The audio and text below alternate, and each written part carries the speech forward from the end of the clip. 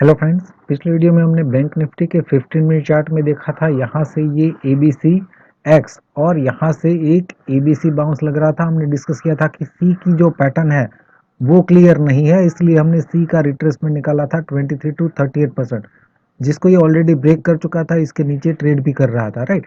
तो अब ये रेजिस्टेंस रेंज थी। हमने डिस्कस किया था कि यहाँ पे करेक्टिव बाउंस पे शॉर्ट कर सकते हैं और ये डिक्लाइन जो है वो कंटिन्यू हो सकता है, शार्प भी हो सकता है, राइट, क्योंकि ये डबल जिगजैग करेक्शन यहाँ तक हमें लग रहा था।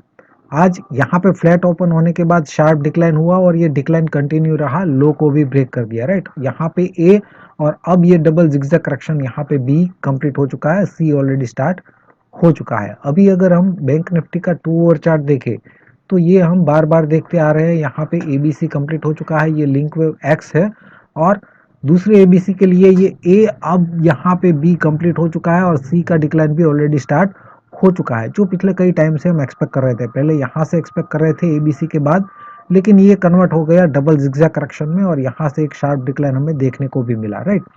तो कॉम्प्लेक्स करेक्शन जो है वो कंफ्यूज करते हैं, लेकिन वो कंप्लीट होते हैं तो उसके बाद जो है बहुत ही अच्छा एक तरफा मूव हमें देखने को मिलता है मार्केट में। तो अब तक यहाँ पे हम वेव सी के प्रोग्रेस को देखें तो यहाँ पे 1, 2 और 3 कंप्लीट लग रहा है। 4 के लिए रिट्रेसमेंट निकालते हैं यहाँ से। एक्चुअली ये रिट्रेसमेंट जो मैंने निकाला है ये पूरे डिक्लाइन का है, 23 टू 38%। 38% 42,128 के ऊपर अगर अब बैंक निफ्टी ट्रेड करता है तो ही हम उसको पॉजिटिव मानेंगे, जब तक ये लो है। इसके नीचे नया लो बनता है तो ये रिट्रेसमेंट भी चेंज हो जाएंगे, राइट। और अभी हम क्या करेंगे, ये मिनिमम प्रोजेक्शन है, अभी हमने ये ऑलरेडी निकाल दिया है क्योंकि ये टॉप फाइनल हो चुका है। तो ये ए बी और सी का प्रोजेक्शन अब 41,229 से लेके 40,793, इस रेंज में ये वेव सी पूरा हो सकता है।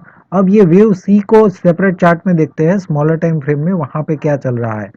यहाँ पे अगर हम देखें तो ये 1, 2 और 3 हमें कंप्लीट लग रहा है। 4 के लिए अगर हम रिट्रेसमेंट यहाँ से निकालते हैं तो 23 और 38% की रेंज में बाउंस करने के बाद एक शार्प डिक्लाइन हमें देखने को मिला है। अगर यहीं पे 4 कंप्लीट हो चुका है तो फिफ्थ का प्रोजेक्शन 38 टू 61% आ रहा है, 41,327 से लेके 40,964, इस रेंज में जो है ये वेव 5 पूरा हो सकता है, राइट। अगर लो को ब्रेक किए बिना ही यहाँ से बाउंस करता है तो अभी के लिए 38% जो है 42,006, ये अपसाइड ब्रेक इवन पॉइंट है। जब तक इसके ऊपर ट्रेड नहीं करता तब तक हम बैंक निफ्टी को पॉजिटिव नहीं मान सकते। इसके ऊपर ट्रेड करता है, 15 मिनट का कैंडल क्लोज करता है, तो ही रिवर्सल के बारे में सोच सकते हैं। अदरवाइज अभी भी ये रेजिस्टेंस रेंज है, अगर यहाँ पे बाउंस करता है तो इस रेंज में से भी डिक्लाइन की पॉसिबिलिटी बन सकती है। अभी इस बाउंस को यानी कि 3 के बाद का 4 का जो रिट्रेसमेंट है उसको स्मॉलर टाइम फ्रेम में देखें तो ये बैंक निफ्टी का 3 मिनट चार्ट है। यहाँ पे अभी के लिए हम मान रहे हैं कि 4 यहाँ पे पूरा हो चुका है और फिफ्थ का हमने प्रोजेक्शन भी निकाल लिया है, राइट। लेकिन अगर ये फिफ्थ जो है यहाँ से स्टार्ट हो चुका है, वो 1, 2, 3, 4 और फिफ्थ का 1 हो गया है, और तो फिफ्थ का 2 इस रेंज में पूरा होके ये ऑलरेडी इस रेंज में बाउंस तो कर ही चुका है।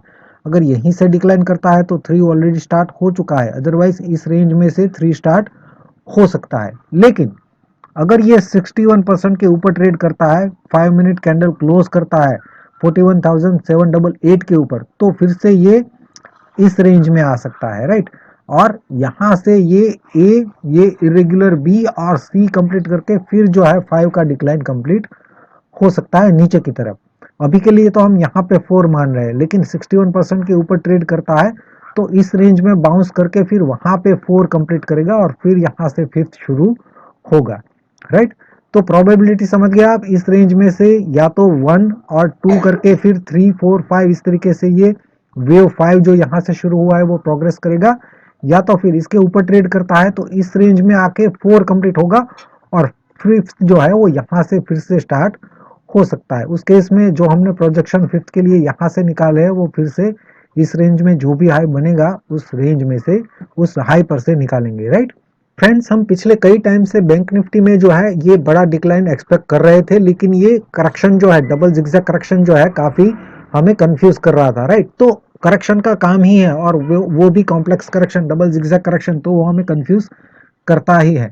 लेकिन जब भी वो कंप्लीट करता है तो वन साइड रैली हमें अपसाइड या डाउन साइड जिस तरह का भी करेक्शन हो उस तरीके से हमें देखने को मिलता है।